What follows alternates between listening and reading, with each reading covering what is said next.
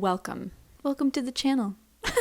One day I'll be able to do that with a straight face. Today I'm going to be talking about a concept, a linguistic concept called language death. Let's get into it.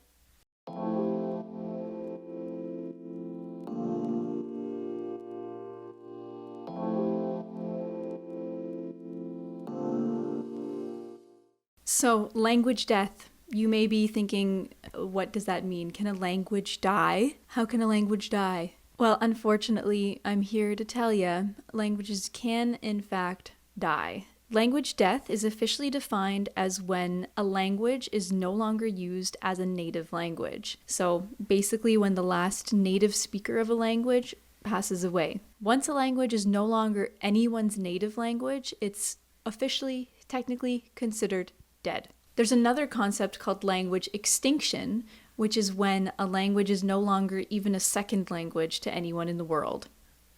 So how does this happen? The most common way is through gradual language death, which happens over the course of generations. Essentially, the native language of the speakers is replaced by one that's viewed as more prestigious. Don't worry, I definitely plan on making a video all about what are considered prestigious languages and all of the sociolinguistic factors that go into that.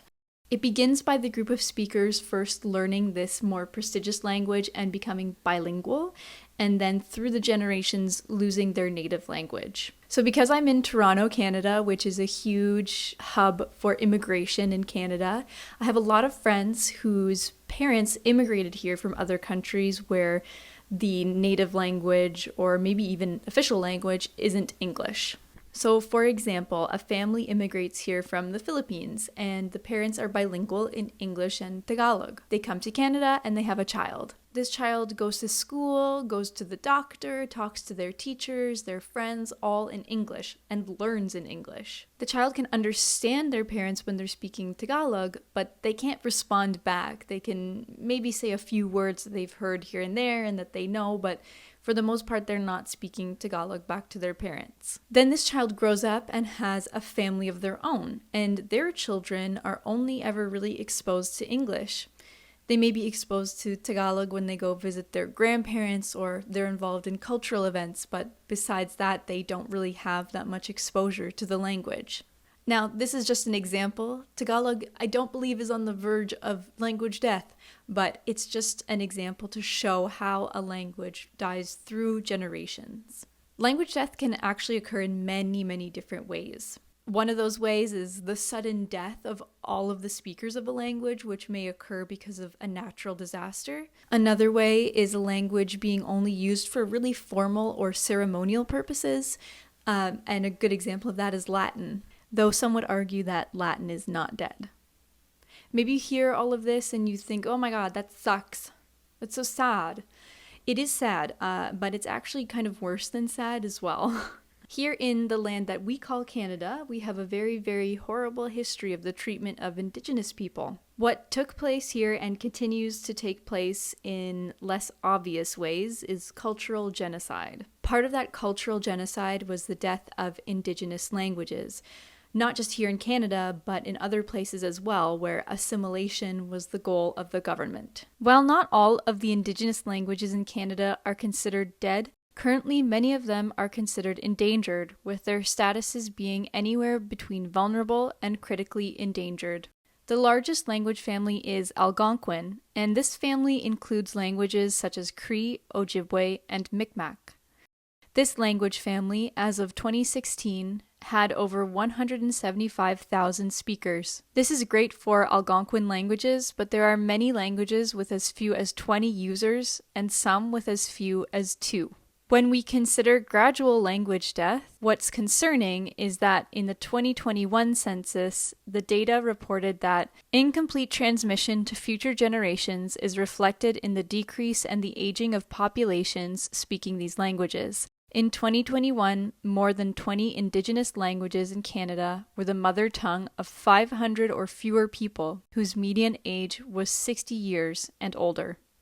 Additionally, in the 2016 census data, it was reported that the number of people who could speak an Indigenous language had grown by 3.1%. with more people reporting being able to speak an Indigenous language as a second language and not as a native language. Unfortunately, the more recent 2021 census reported, the number of individuals reporting an Indigenous mother tongue alone or with another language declined 6.8% from 2016 to 2021 in Canada, while the number of individuals reporting they could have a conversation in an Indigenous language decreased by 3.3% over the same period. And if you don't think that this matters, just take a look at the recent settlement agreement that was reached between the government and 325 First Nations that specifically mentions the loss of language and culture as a result of residential schools. If you don't know what residential schools are, that topic is a little bit outside the scope of this video, so do some quick research and see the unfortunate truth for yourself. This is important because a huge amount of our identity, whether or not we realize it, is reliant on language. I'm born and raised in a place called Scarborough, which if you know it, wonderful. But for those of you who don't know, Scarborough is a part of Toronto and it has a very unique culture and reputation. And a large part of my identity is actually connected to the way that I speak because I'm from Scarborough. And I plan to do a video on this as well because Scarborough slang is a real thing and it's really interesting and really unique. So don't worry, there will be a video about that. Maybe you have grandparents who are native speakers of Greek or Italian or Mandarin or Urdu, and in order to feel closer to your culture, you want to learn the language. So imagine being in that position and your language is dead. Just dead and gone. Imagine knowing the background of your family and wanting to learn more about it, including the language, in order to feel closer to it, and that not really being a full possibility. And what's worse, in the case of Indigenous communities here in Canada, this was not a natural process, but a forced one in the name of assimilation and Catholicism. I say it's not natural because I actually believe that language death is an inherent part of language. Languages are always changing. This is something we talk about consistently in the field of linguistics. It's always changing. So language death just seems to be one of those unfortunate natural processes that happens to a language over time. An example of a natural way that a language dies is through change. English is a great example of this. We no longer speak the Middle English used by Chaucer in the 14th century. Side note, did anybody else in high school have to do this? Did anybody have to learn Chaucer and recite it and Beowulf? So very good, very, very good friend of mine who I went to high school with and we're still friends now. Hey, every April he calls me to recite Chaucer. He calls me and he goes, "One that April with the surest sorta, the drocht of March hath pierced in the rota, and bathed every vine in swish liqueur." So that was an example of Middle English. Back to the main point of this video. My point is, this is a great example of a very natural way for a language to die out. Nobody's walking around speaking Middle English. This is a very natural process of language, and it may even end up affecting the English that we speak today. And that's why I say that I think it's kind of inevitable.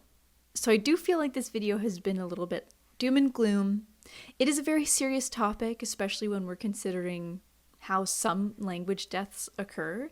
But let me clarify that, even if a language is considered dead, it may not be completely gone forever from history. Certainly there are languages that this has happened to, which is very, very sad.